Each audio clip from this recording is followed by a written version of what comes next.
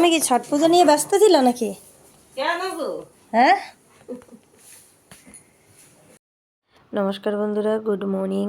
তোমরা সকলে কেমন আছো? আশা করি ভালো আছো এবং সুস্থ আছো। আমিও মোটামুটি ভালোই আছি। তো ওয়েদারটা তো চেঞ্জ হচ্ছে আস্তে আস্তে, একটু ভোর রাতের দিকে ঠান্ডা পড়ছে, দিনের বেলা গরম লাগছে। আর আজকের ব্লগটির মধ্যে কি দেখাবো সেটা দেখার জন্য তোমাদেরকে পুরো ভিডিওটা দেখতে হবে। তুমি কি ছট পুজো নিয়ে ব্যস্ত ছিল নাকি? হ্যাঁ, না এই তোমার মেয়ে আগের বছর করেছে, এবছরও করেছে ছট পুজো? ও মানে এক বছর করলেই হয়, এমনি পর করতে হয় না তো? ও না, এরকম কোনো ব্যাপার আছে? ও মানে এক মানুষ করেছে তাই একবার করেছে হয়ে গেছে কি? এরকম কোনো ব্যাপার নেই, তাই তো? কালকেও ময়দানে গেছিলাম জানো। যা ওয়েদার যাচ্ছে বন্ধুরা, তোমরা সকলে সাবধানে থেকো। প্রচণ্ড ঠান্ডা গরম লেগে যাচ্ছে, আমাদেরও তাই হচ্ছে। আর এদিকে দিদির সাথে মার্কেট নিয়েই বা ছট পূজার কথা নিয়ে কথাবার্তা হচ্ছিল। আর দিদি দিকে ঘরটার ঝাড় দিয়ে মুছে নিচ্ছিল মানে। আর এদিকে দিয়া উঠে গেছে, দিয়াকে এখন তুলে ফ্রেশ করে দেব, যেহেতু ওর টিচার আসবে ওকে পড়াতে, তাই ওকে একটু কিছু খাইয়ে দেবো। তারপরে চান করে রান্নাঘরে ঢুকবো। আর রান্নাঘরে রান্নাটা তাড়াতাড়ি সারতে হবে, কারণ বিকালের দিকে একটু মার্কেটে যেতে হবে, মানে অল্প কিছু মার্কেট বাকি রয়েছে। তো এই যে দিয়াকে লেবুটা ছুলে দিচ্ছি, ও এখন লেবু খেয়ে নেবে। আর এদিকে আমার রান্নাবান্না মোটামুটি কমপ্লিট হয়ে গেছে।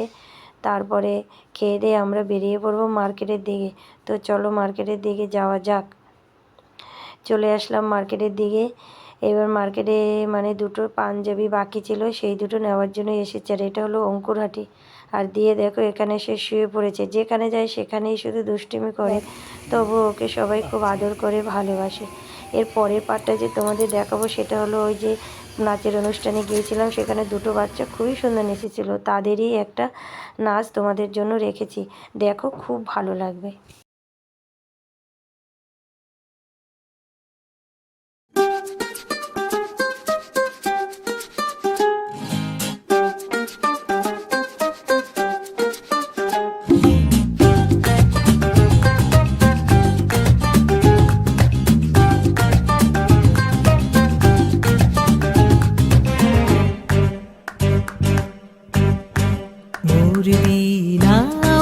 কোন সুরে বাজি, কোন নব চঞ্চল ছন্দে মোর বীণা ওঠে কোন সুরে বাজি, মম অন্তর কম্পিত আজি, নিখিলের হৃদয় স্পন্দে মোর বীণা ওঠে কোন সুরে বাজি, কোন নব চঞ্চল ছন্দে মোর বীণা ওঠে কোন সুরে বাজি।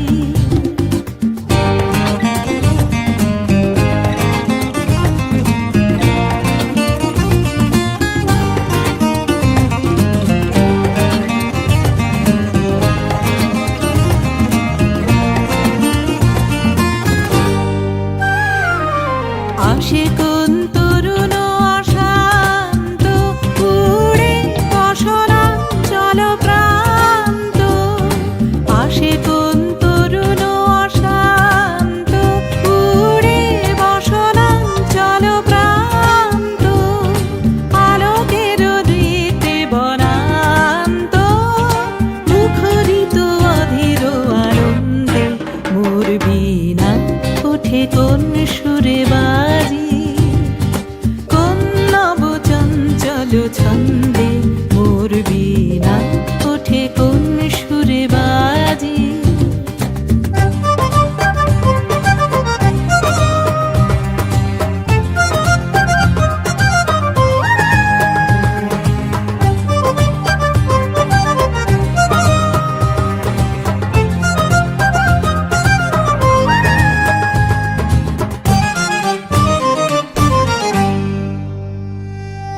অম্বর প্রাঙ্গণ মাঝে